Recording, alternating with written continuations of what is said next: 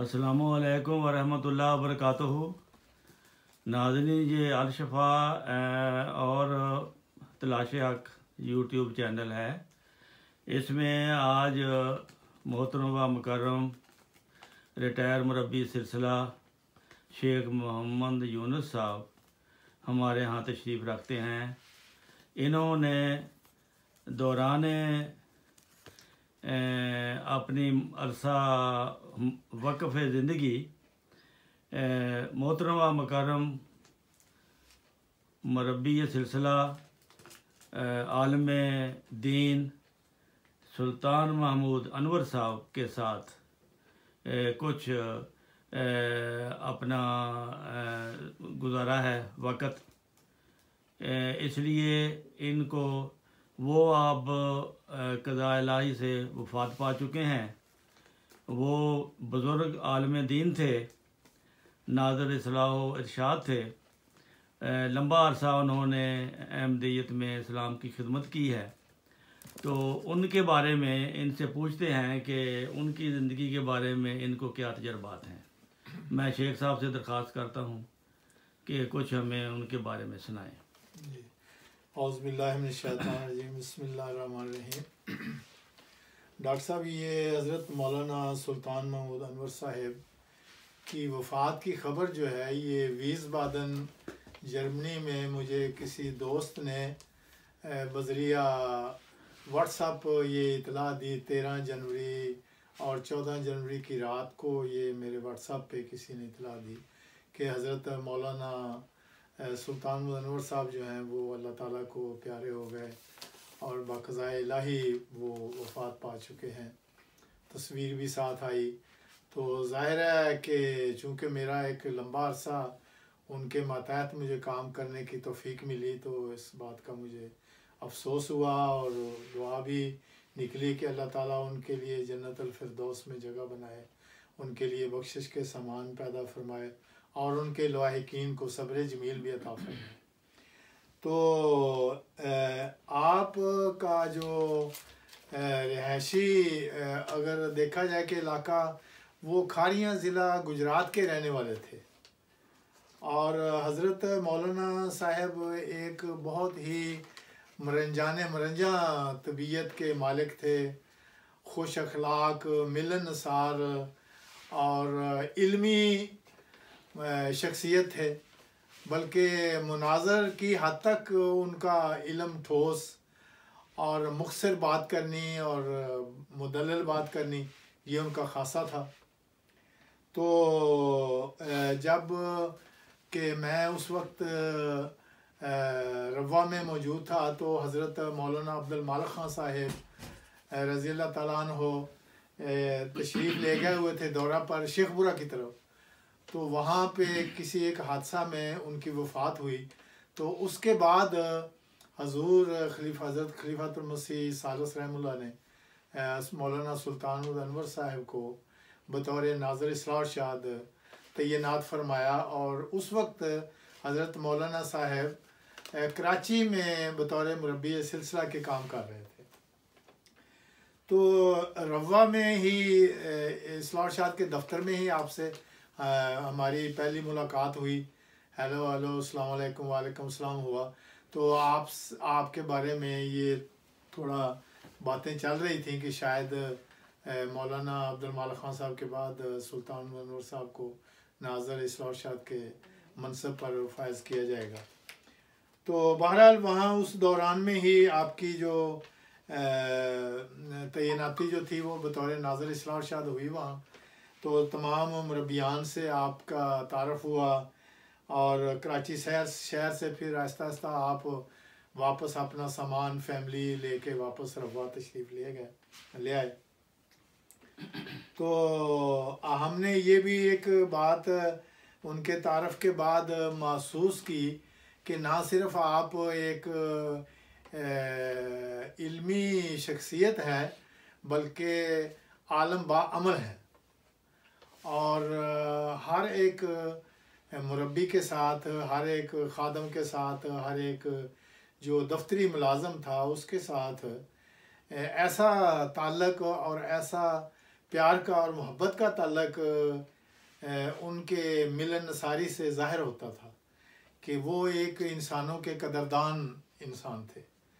تو سب سے بڑی چیز جو ہے وہ انسانیت کی قدر ہی چیز ہے، جس سے جو لائق فائق لوگ ہوتے ہیں، عالم لوگ ہوتے ہیں، وہ تو بہرحال اس سے یقیناً متاثر ہوتے ہیں، لیکن جو لوگ نالائق بھی ہوتے ہیں اور ان پڑھ بھی ہوتے ہیں، تو جب ان کے ساتھ اس طرح عزت و احترام کے ساتھ جس طرح انسانیت کا ایک احترام ہوتا ہے، کوئی شخص ملنساری کے طور پر عاجزی کے ساتھ ان کے ساتھ ملتا ہے تو وہ یقیناً اس سے انسپائر ہوتے ہیں. تو یہ بات جو تھی یہ حضرت مولانا صاحب میں بہت زیادہ پائی جاتی تھی. پھر دوسری بات جو ہم نے دیکھی کہ آپ نظام خلافت کی ساتھ اپنی محبت، اپنا پیار، اپنا تعلق نہ صرف یہ کہ خود ہی تھا بلکہ ہر ایک مربی کو بھی خلافت کے ساتھ وابستہ رکھنا اور خلافت کا شیدائی بنانا ان کا ایک فرض عین وہ اپنا سمجھتے تھے. اور تیسری بات ایک یہ بھی ہم نے محسوس کی کہ وہ نہ صرف یہ کہ ہر ایک کے ساتھ محبت پیار سے عاجزی سے پیش آتے تھے، پھر اپنے پاس بٹھانا، ان کو چائے پلانا، ان سے محبت کرنی، ان سے پوچھنا کہ بھی آپ کہاں کام کر رہے ہیں، کس شہر میں ہیں، کہ کیا آپ کی وہاں جماعت کا کیا حالات ہیں، آپ کا مطالعہ کیسا ہے، آپ وہاں جماعت ہماری کتنی ہے، بجٹ کتنا ہے وہاں، تو آپ باقاعدگی سے نماز تہجد پڑھتے ہیں نہیں پڑھتے. یہ ساری چیزیں جو تھی وہ آپ پوری تفصیل پھر اس بات کی پوچھتے تھے. تیسری بات یا چوتھی بات یہ کہہ لیں کہ آپ مربیان کے ساتھ اپنا ذاتی قسم کا تعلق بھی بہت نبھاتے تھے، محبت پیار کے ساتھ. آپ کو اکثر علم ہوتا تھا کہ اس مربی کی مالی پوزیشن کیا ہے، علمی کتنی ہے، دوسری اس کے مطابق وہ تمام مربیان صاحبان سے اچھا سلوک، اچھی گفتگو، محبت والی گفتگو، ملنساری والی گفتگو کرتے تھے.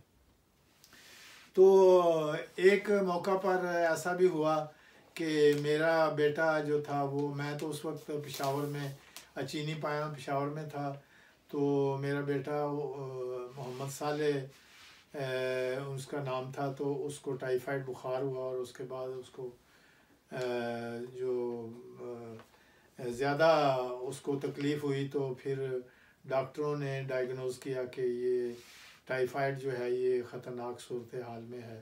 تو مجھے پھر وہاں سے بلوایا بھی گیا. تو بہرحال وہ 3-4-5 مہینے بیمار رہنے کے بعد وہ بھی اللہ تعالیٰ کو پیارا ہو گیا. تو میں نے دیکھا کہ حضرت مولانا سلطان الانور صاحب جو ہیں وہ ہمارے گھر میں تشریف لائے، اور ساتھ ہی اس وقت حضرت مرزا مسرور احمد صاحب حضرت خلیفۃ المسیح الخامس سید اللہ تعالیٰ بن نصر العزیز نظارت اولیاء کے عہدہ پر فائز تھے. تو آپ کو بھی ساتھ لے کے آپ دونوں حضرات یا شاید اور بھی کوئی ساتھ ایک آدھ فرد وہاں کے دفتر اصلاح و ارشاد کرتے ہیں، تو وہ بھی ساتھ لے کے ہمارے گھر میں آئے افسوس کرنے کے لیے. پھر ہمارے ساتھ بیٹھے، انہوں نے اظہار افسوس کیا، اظہار تعزیت کیا، اظہار ہمدردی کیا، اور ہمارے ساتھ گلے مل کے تو میرے بیٹے کا افسوس جو ہے وہ ظاہر کیا. تو اس سے بھی انسان کو بڑا حوصلہ ملتا ہے عام انسان کو کہ بھئی اتنے بڑی شخصیت کے مالک ہیں، ناظر اصلاح و ارشاد ہیں، حضور عید اللہ تعالیٰ بن نصر العزیز اس وقت ناظر اعلیٰ تھے، تو حضور بھی تشریف لائے. یہ بھی حضور عید اللہ تعالیٰ بن نصر العزیز کا ایک بہت بڑا ہمارے اوپر احسان ہے کہ آپ تشریف لائے، آپ نے برکت بخشی اور اظہار افسوس فرمایا. تو اس سے بھی دل میں ایک تسلی ہو جاتی ہے. تو اسی طرح پھر حضرت مولانا صاحب کے ساتھ مختلف اوقات میں ملاقاتیں، کبھی واہ کینٹ میں دورہ کیا تو وہاں ایک جلسہ یوم خلافت ہو رہا تھا، وہاں آپ کی تقاریر سننے کا ہمیں موقع ملا، سوال و جواب کا وہاں سیشن ہوا. تو وہاں بھی یہی پتہ چلا کہ بہت آسان لہجے میں اور مدلل طور پر ہر ایک کو اس کی سمجھ اور عقل کے مطابق دلائل کے ذریعے سے آپ سمجھاتے تھے. لیکن جیسا قسم کا بھی مسئلہ ہو لیکن اس کو جواب دینے کے بعد پھر اس کو خلافت کے نظام کے ساتھ پھر وہ جوڑتے تھے کہ جو کچھ بھی علمی بات جس طرح کی بھی ہو لیکن اس میں حوالہ جب خلافت کا آ جاتا ہے تو پھر اس کو اور رنگ چڑھ جاتا ہے. تو اسی طرح گجر خان میں تھا تو وہاں آتے جاتے پھر ہمارے پاس آ جانا. تو ایک دو دفعہ ایسا بھی ہوا کہ وہاں تشریف لائے تو پھر ہمارے ساتھ مل کے انہوں نے چائے پی, دکان کے اوپر بیٹھے. خواجہ عبد الرحمن صاحب جن کے بیٹے ایک خواجہ قمر زمان صاحب, منان صاحب, قدوس صاحب یہ وہاں پہ رہتے تھے تو وہاں بھی ان کے ساتھ بھی بیٹھے. وہاں کافی گفتگو ہوئی اور حالات پوچھے.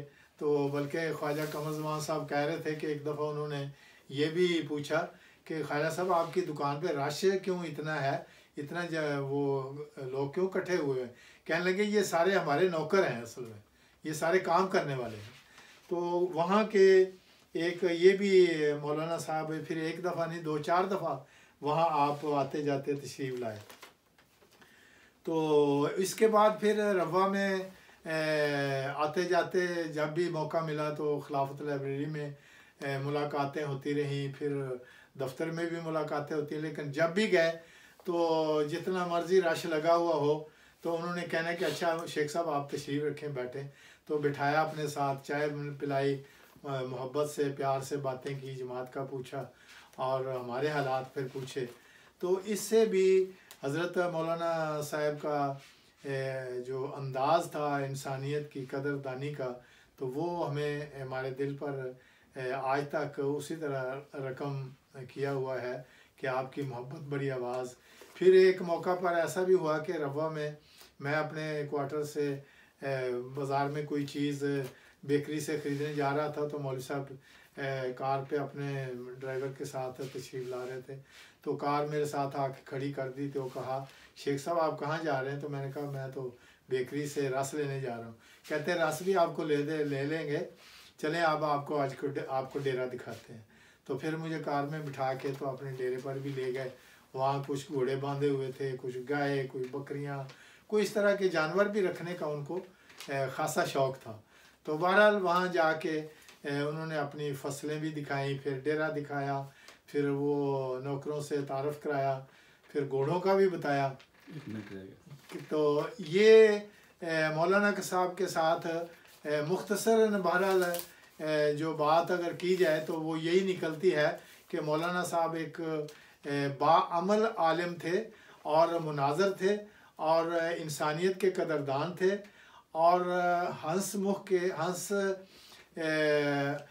کے ملنا اور ہر ایک سے محبت اور پیار سے ملنا یہ ان کا ایک اہم کردار تھا تمام لوگوں کے ساتھ. جزاکم اللہ اکمل الجزا.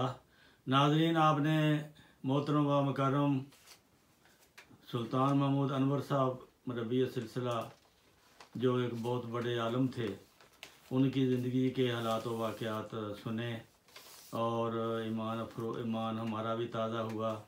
کیسے خوش اخلاقی کے ساتھ انہوں نے زندگی گزاری ہے اور کامیاب زندگی گزاری ہے. اللہ تعالیٰ ان کے درجات بلند کرے.